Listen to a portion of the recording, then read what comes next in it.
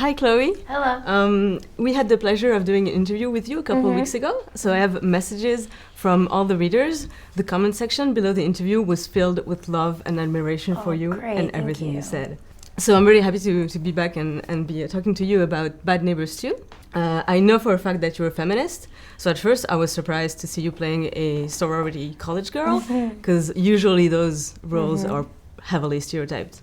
So I'm guessing there's more to Shelby, your character, than just a sexy blonde. Yes, most definitely. That was a major point for me coming into this project, is that I wanted to make it, as the projects, all my projects that I do, I like to make them socially relevant, and I like to portray women adequately, that I feel is appropriate for them to be depicted on film, because it affects people and it skews visions.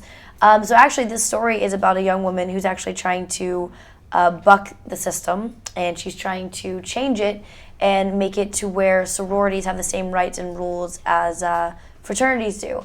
So the basis around this story is the fact that fraternities can throw parties, and sororities can't have any alcohol on their premises, no parties, no nothing. They can't have any organized party other than like a mixer or an event, but they can't have a party.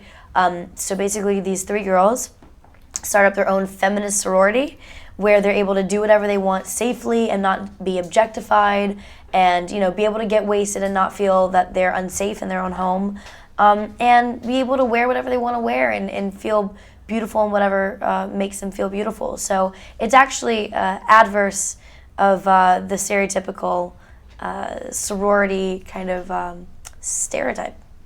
Did you know that in the States in 2016, sororities didn't have the same partying rights as I fraternities? didn't. When we talked about it a year and a little bit, like almost 2 years ago now, when we first started talking about it with Seth and them, we all came to this conclusion that sororities couldn't party, and it felt almost falsified. But when we broke it down and realized that it was a real rule, it's shocking. It's shocking that that's still something that's lasting.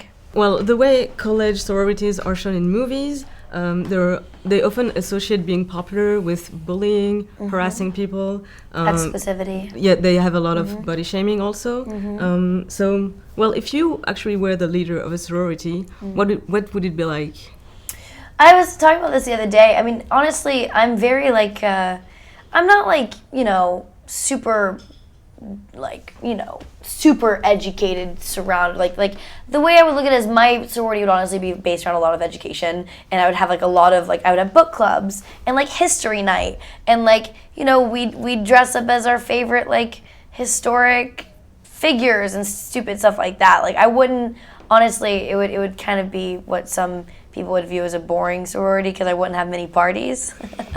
But I think it'd be fun for me. I'm a dork though.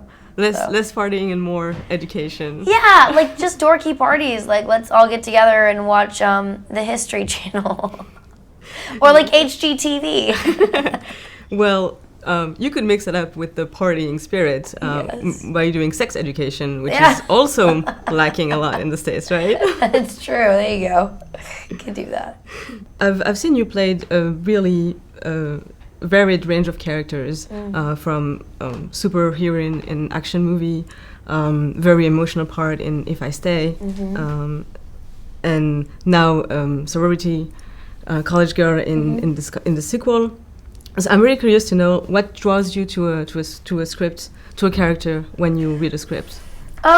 It's really just whether or not I want to go away for 3 to 4 months and put myself in their shoes and live their life through and explore that character, and is it a character that audiences haven't seen before, and if they have seen it before, how can I reinvent it? Is it worth reinventing? It's really just a multitude of questions that I ask myself when I approach a role, and a big one is it progressive? And if it is not progressive, then what is the time period that it's set in for this person to be put in that position? What circumstantially is holding them back, and are they fighting that?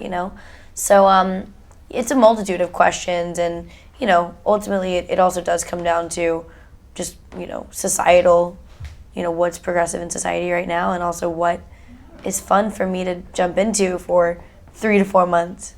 It's really interesting. I'm eager to see this movie because I can totally see how Shelby would be a progressist character. Yep. But in the comedy setting, it's surprising to have such a strong message underneath. It's great. It's very cool. So without saying too much revealing too much about the movie, how does Shelby do it? I mean, we're being educated as girls in a sexist world.